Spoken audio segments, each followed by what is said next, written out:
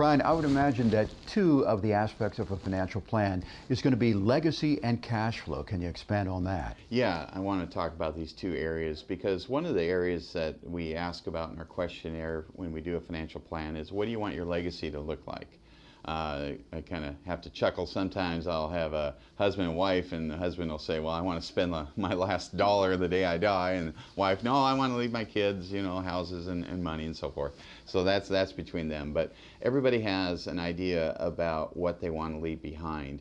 And sometimes that, if you haven't done a proper financial plan, you might find that you're saving up for your kids, you know, and not spending any money during your lifetime, and it's affected your life.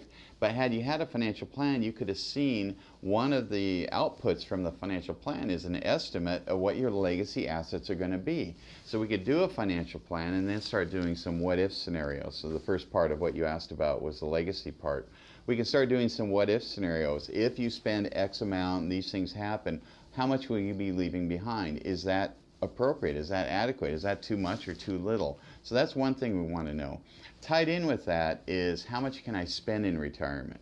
So a lot of times I'll be doing a plan for someone and I'll get to the end and they've told me maybe, well, we can get by on $50,000 a year. Like, get by on $50,000 a year, but you're worth $5 million, and you know, we do the plan. You actually could spend $200,000 a year. Oh no, we don't want to do that. Like, that's fine. You're going to leave your kids $12 million someday. Well, we don't want that. I'm like, okay, so now we're having this discussion about the balance between knowing how much you can spend in your life, how much cushion you have over what you're spending now, and how that relates to your potential legacy assets someday. Do you often find that people underestimate how much cash they're going to need in retirement? No, I find that people actually decide, you know, they've been saving their whole life. They're not spending a lot of money during their life, and they plan on doing that the rest of their life. Something changed along the way. They were very successful financially, and they're worth millions. And they're still living like they did 3 years out of college. I mean, they're not spending any money. And so it's very interesting sometimes when we're doing these plans to see the kind of the light bulbs go on about, you mean I don't have to live on $50,000 a year? No, you don't. I mean, I can take the trip. Yes, you can take the trip and you can fly first class. Oh no, I can never do that. You know, we have these discussions, but so many of my clients are, you know, locked into, gosh, I'm just really conservative with my money, but you have lots of it. So, you know, having the tool of knowing how much excess cash flow you have, what your cushion is in retirement, again, relative to how much you want to leave behind someday to your kids or charities or whatever that is, your legacy plan, it's important to have that balance, at least know the information. So the goal for me is to give them the information and kind of open up their mind if they have extra cushion that they can think differently than they have in the past. Brian, do you find that sometimes people really have a wrong idea about when they can retire? As you said, they think they don't have enough money, but in reality, they've got more than enough money. They could have retired 10 years ago.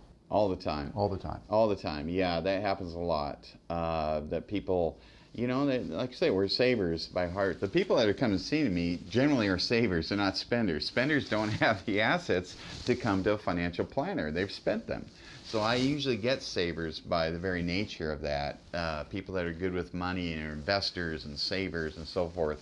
But again, there comes a time when you can loosen up the purse strings a little bit. Do you find sometimes that people just never want to retire? I mean, they come to you and they've got this money, but it's like, I'm never going to spend any of this. I'm never going to stop working. Oh yeah, I have that too. And it's not for me to make any judgments on that. Great, do what makes you happy. But one of the things, one of the stories that I wanted to conclude with here, I remember this client came in and she was just debating about whether she should take this big trip or not. And I said, well, you guys are worth $7 million.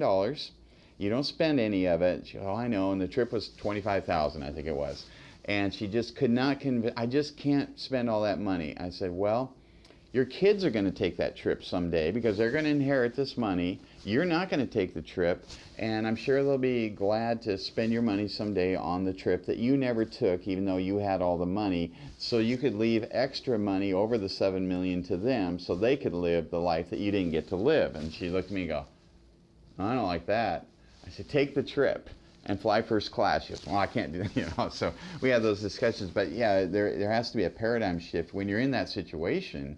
If you want to accomplish the life you want to have, sometimes it's okay to say, you know, I'm leaving the kids plenty, and you know, have the plan, at least know what that information is. So that's our role, is to at least give them the information. They can choose to do with that what they wish. Brian, thanks for telling us all about cash flow and legacy.